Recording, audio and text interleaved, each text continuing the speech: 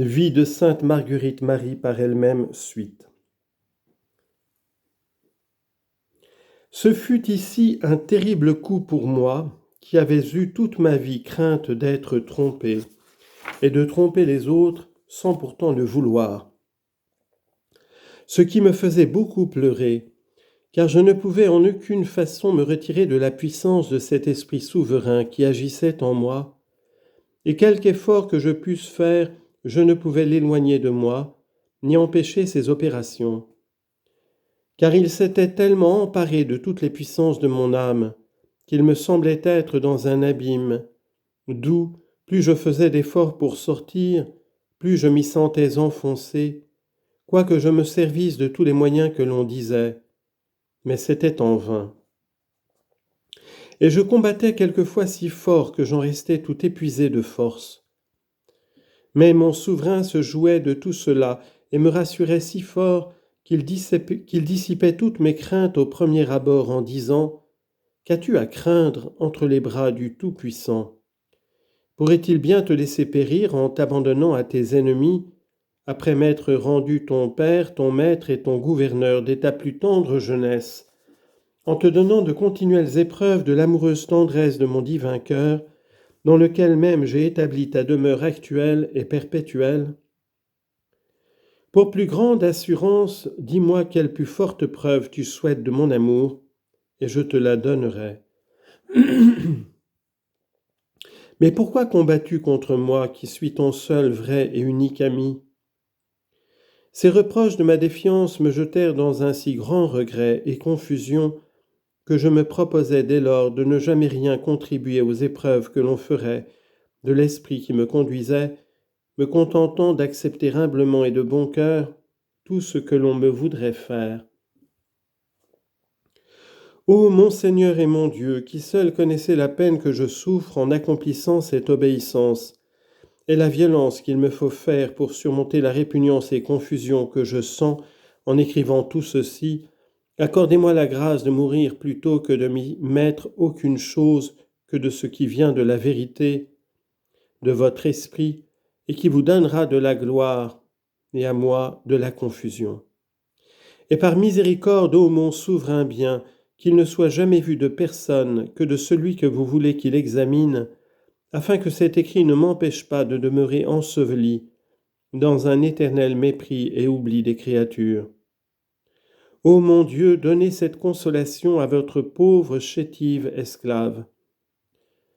En même temps, ma demande a reçu cette réponse, abandonne tout à mon bon plaisir et me laisse accomplir mes desseins sans te mêler de rien, car j'aurai soin de toi. Je vais donc poursuivre par obéissance, ô mon Dieu, sans autre prétention que de vous contenter par cette espèce de martyre que je souffre en faisant cet écrit, dont chaque mot me semble un sacrifice, mais en puissiez-vous être glorifié éternellement.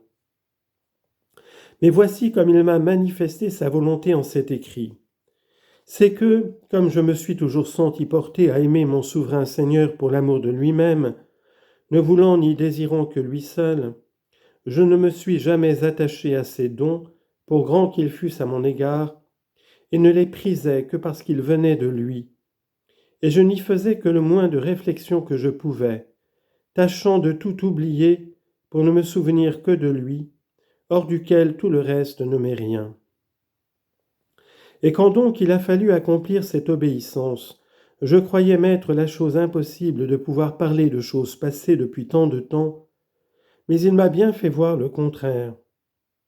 Car, pour me donner facilité, il me fait ressentir sur chaque article la même disposition dont je parle. C'est ce qui me convainc qu'il le veut. Parmi les peines et craintes que je souffrais, je sentais toujours mon cœur dans une paix inaltérable. Et l'on me fit parler à quelques personnes de doctrine, lesquelles, bien loin de me rassurer dans ma voix, augmentèrent encore plus mes peines jusqu'à temps que notre Seigneur renvoya ici le révérend père Lacolombière, auquel j'avais déjà parlé dans mon commencement, que mon souverain maître me promit quelque temps, après m'être consacré à lui, qu'il m'enverrait un de ses serviteurs auquel il voulait que je manifeste, selon l'intelligence qu'il m'en donnerait, tous les trésors et sacrés de son Sacré-Cœur, tous les trésors et secrets de son Sacré-Cœur qu'il m'avait confiés, parce qu'il me l'envoyait pour me rassurer dans sa voie et pour lui départir de grandes grâces de son Sacré-Cœur qui les répandrait abondamment dans nos entretiens. Et lorsque ce saint homme vint ici, comme il parlait à la communauté, j'entendis intérieurement ces paroles. Voilà celui que je t'envoie. Ce que je reconnus bientôt dans la première confession des 4 temps, car sans que nous nous fussions jamais vus ni parlé, il me retint fort longtemps et me parlait comme s'il eût compris ce qui se passait en moi. Mais je ne lui voulus faire aucune ouverture de cœur pour cette fois.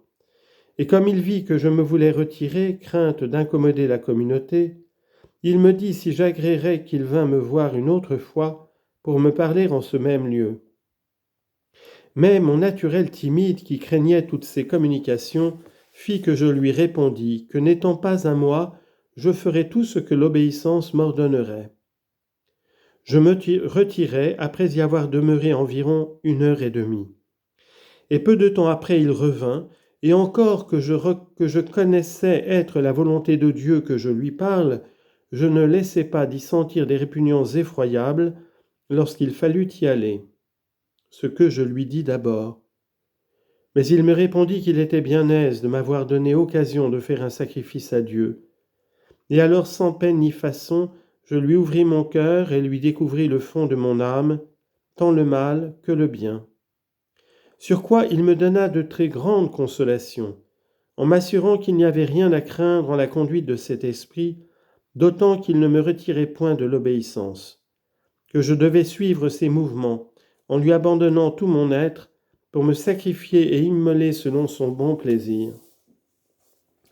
Admirant la grande bonté de notre Dieu, de ne s'être point rebuté parmi tant de résistance, il m'apprit à estimer les dons de Dieu et à recevoir avec respect et humilité les fréquentes communications et familiers entretiens dont il me gratifiait, dont je devrais être dans de continuelles actions de grâce envers une si grande bonté.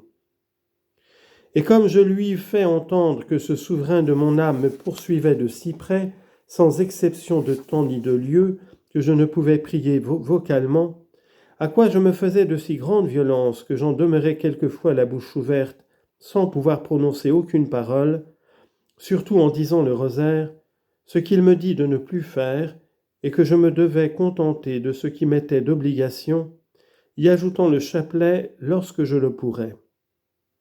Et lui ayant dit quelque chose des plus spéciales caresses et unions d'amour que je recevais de ce bien-aimé de mon âme, et que je ne décris pas ici, il me dit que j'avais grand sujet en tout cela de m'humilier, et lui d'admirer les grandes miséricordes de Dieu à mon égard.